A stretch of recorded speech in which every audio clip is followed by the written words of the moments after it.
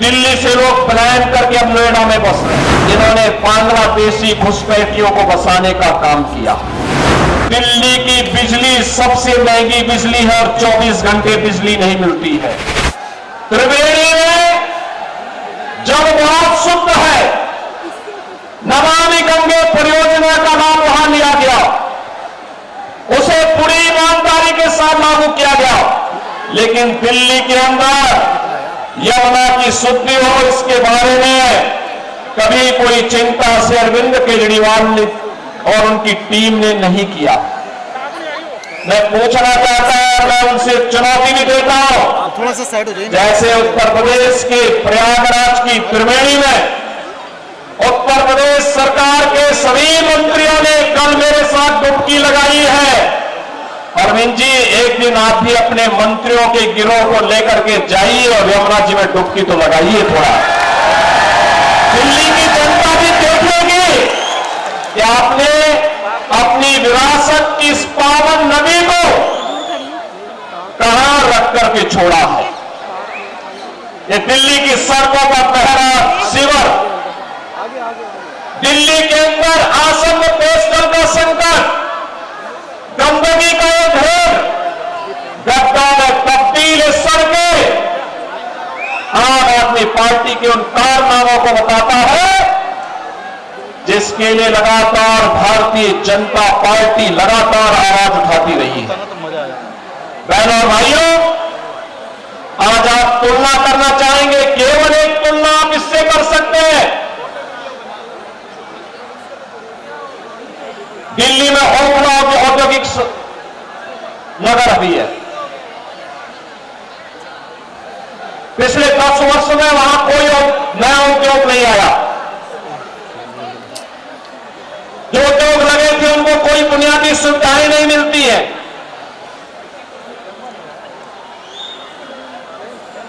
और एक न्यू ओखला के रूप में, नोएडा के रूप में आप जानते हैं। आपने देखा होगा पिछले 8 वर्ष के अंदर नोएडा, दिल्ली से लोग पलायन करके अब नोएडा में बस रहे हैं, ग्रेटर नोएडा में बस रहे हैं। वहां के इंफ्रास्ट्रक्चर को दिल्ली के इंफ्रास्ट्रक्चर से तुलना करिए, जमीन आसमान का अंतर नजर आएगा। वहां की सड़कें, वहां की सुविधाएं,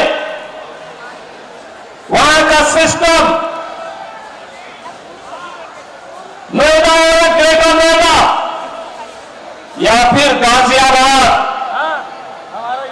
अगर इनकी तुलना दिल्ली के अंदर की सड़कों से करेंगे बहनों भाइयों, तो आम आदमी पार्टी स्वयं अपने अंदर झांकने के लिए मजबूर हो जाएगी। प्रश्न करना चाहिए कि एक बिगड़े हुए उत्तर प्रदेश को बदल करके वहां सुविधा संपन्न प्रदेश बनाने का कार्य किया, एक सुरक्षित प्रदेश बनाने का काम किया भारतीय जनता पार्टी की डबल इंजन सरकार ने। आज नोएडा, ग्रेटर नोएडा उत्तर प्रदेश में निवेश आ रहा है, दिल्ली में निवेश 0। यहां के उद्योग, यहां पर कोई उद्योग लगे, रोजगार का सृजन हो, यहां पे आम आदमी पार्टी ने कभी इसके लिए प्रयास नहीं किया। जो उद्योग चलने पे बंदी के कगार पर पहुंचे, उनको रोकने के लिए कोई प्रयास नहीं किया। इनका तो एक ही उद्योग है, इन्होंने ओखला में और दिल्ली के अंदर हर महत्वपूर्ण स्तरों पर इन्होंने बांग्लादेशी घुसपैठियों को बसाने का काम किया। आपने देखा होगा कि 2 वर्ष पहले जामिया मिलिया और उसके आसपास के क्षेत्रों में उत्तर प्रदेश सरकार की सिंचाई विभाग की जमीन पर भी इन्होंने, इनके विधायकों ने, इनके पदाधिकारियों ने, इनके पार्षदों ने बांग्लादेशी घुसपैठियों को बसाने का काम किया था। मैंने 2-3 बार बातचीत करने का प्रयास किया कि भाई उत्तर प्रदेश सरकार की जमीन पर मत बसाओ, लेकिन जब इन्होंने जबरदस्ती किया तो मुझे उत्तर प्रदेश से बुलडोजर भेजना पड़ा था उनको हटाने के लिए। भाइयों, मैंने उनको वहां पूरी निर्ममता के साथ सरकारी जमीन खाली करवाई और फिर उसे बैरिकेड करके उत्तर प्रदेश की पीएसी को वहां तैनाती दे दी है कि भाई अब आप यहां रहिए। दिल्ली की जनता के लिए कोई इंस्टीट्यूशन बनेगा, कोई सुविधा क्लिनिक बनेगी, हम वहां उनको सरकार पर उनके लिए जमीन उपलब्ध करवाएंगे, लेकिन विदेशी घुसपैठियों के लिए 1 इंच जमीन हम लोग दिल्ली के अंदर नहीं देंगे। बहनों और भाइयों, इन्हें आपकी आस्था का ख्याल नहीं है। आपने देखा होगा 2 दिन पहले मैं भी एक न्यूज पढ़ रहा था, पंजाब से कुछ बहनें आई थी, उन्होंने केजरीवाल जी के घर का घेराव किया और घेराव करते हुए उन्होंने कहा कि पंजाब में जो वायदा किया था आपने 1000 रुपए प्रत्येक महिला को देने के लिए 2 वर्ष हो गए, 1 पाई नहीं मिली है। क्या हुआ वायदा का? और यही वायदा ये दिल्ली की जनता से भी करते रहे, यहां की जनता जनार्दन से भी करते रहे। ये दावा करते हैं कि आप बिजली दे रहे हैं। बहनों और भाइयों, दिल्ली की बिजली सबसे महंगी बिजली है और 24 घंटे बिजली नहीं मिलती है। मैं आपसे कहना चाहता हूं, आप आइए हमारा पश्चिमांचल क्षेत्र, ये मेरठ से लेकर के आपका गाजियाबाद तक की पूरी बिजली पश्चिमांचल विद्युत वितरण उत्तर प्रदेश पावर कॉर्पोरेशन करता है। बिजली मिलती है 5 रुपये 24 पैसे पर यूनिट और दिल्ली में बिजली का रेट है 9 रुपये से लेकर 10 रुपया। अनुमान करिए, हम लोग मेरठ हो या गाजियाबाद 24 घंटे बिजली दे रहे हैं, लेकिन दिल्ली में बिजली की कट बहुत ज्यादा है। पानी नहीं है, जन सुविधाएं नहीं है, लेकिन इन्होंने बांग्लादेशी घुसपैठियों की मदद से यहां पर इनके पार्षद और इनके पदाधिकारियों ने मिलकर के 2020 में किस निर्ममता के साथ दंगा करवाने का काम किया था, कैसे शाहीन बाग में इन्होंने अराजकता और गुंडागर्दी करने का काम किया था। बहनों और भाइयों, मैं तो केवल आपसे एक बात कहना चाहूंगा, आप भारतीय जनता पार्टी के डबल इंजन की सरकारें जिन राज्यों में है, उन राज्यों में आप देखिए, वहां आपको स्वच्छ वातावरण मिलेगा, एक सुरक्षित वातावरण मिलेगा, निवेश के बेहतरीन डेस्टिनेशन के रूप में उन राज्यों में एक स्वस्थ प्रतिस्पर्धा आगे बढ़ी है और आस्था का सम्मान इस कदर, विरासत का सम्मान कैसे होना चाहिए। अगर उसके कुछ उदाहरण देखने हो तो काशी में आइए, काशी विश्वनाथ धाम आपको देखने को मिलेगा। आप अयोध्या में आएंगे, 500 वर्षों का इंतजार समाप्त हुआ, एक नई अयोध्या के दर्शन होंगे। हर व्यक्ति भूत होता जब अयोध्या जाता है, उसको लगता है जैसे त्रेता युग में भगवान प्रभु राम के उस समय के अयोध्या का दर्शन कर रहे हैं।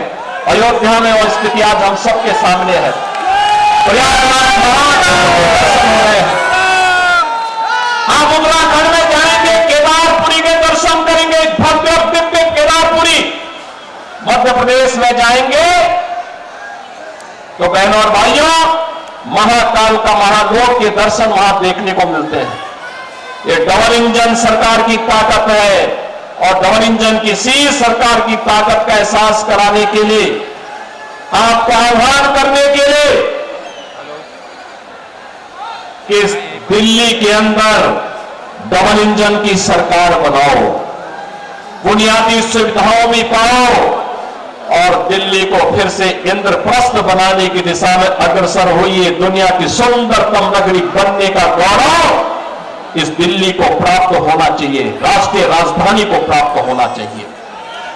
यहां रहने वाली 3 करोड़ की आबादी को भी बुनियादी सुविधा प्राप्त करने का अधिकार होना चाहिए। अच्छी सड़कें मिले, पब्लिक ट्रांसपोर्ट की बेहतरीन सुविधा प्राप्त हो, शुद्ध पेयजल की सुविधा हो, स्ट्रीट लाइट मिले, पेयजल की सुविधा यहाँ के नागरिकों को प्राप्त हो, शुद्ध पेयजल हो, सीवर लाइन व्यवस्थित तरीके से बिछाई जाए। इसके लिए अपने उत्तरदायित्व का निर्वहन केवल डबल इंजन की भारतीय जनता पार्टी की सरकार कर सकती है और इसके लिए प्रधानमंत्री मोदी जी के नेतृत्व में जैसे भारतीय जनता पार्टी की तमाम राज्य सरकारों ने कार्य करना प्रारंभ किया है, उसी तर्ज पर दिल्ली के अंदर भी भारतीय जनता पार्टी की सरकार बने।